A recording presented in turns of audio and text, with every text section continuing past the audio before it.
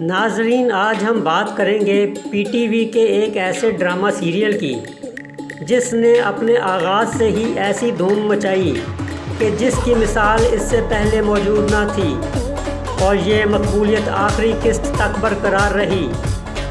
ذکر ہو رہا ہے ڈرامہ سیریل وارث کا، جس کی پہلی قسط 29 دسمبر 1979 کو لاہور سینٹرل سے پیش کی گئی۔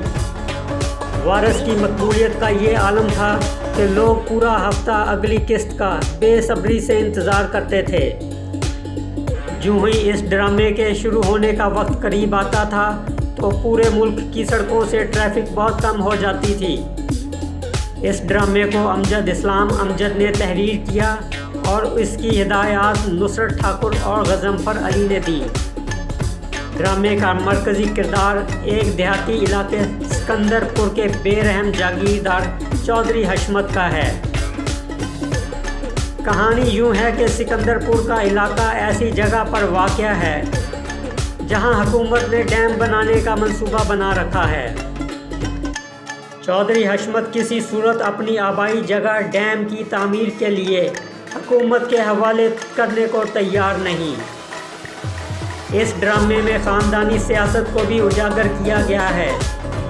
چودھری حشمت کا چھوٹا بیٹا چودھری یعقوب شہر میں رہتا ہے، جبکہ بڑا بیٹا چودھری غلام علی فوت ہو چکا ہے، جس کے دو بیٹے چودھری نیاز علی اور چودھری انور علی اپنے دادا کے ساتھ رہتے ہیں۔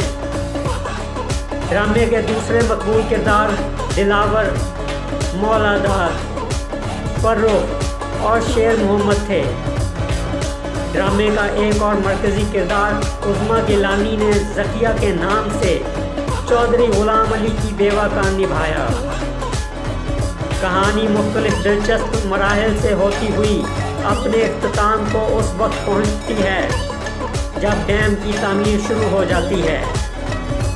پانی چھوڑ دیا جاتا ہے، لیکن چودھری حشمت اپنی حویلی خالی نہیں کرتا اور وہیں اپنی جان دے دیتا ہے۔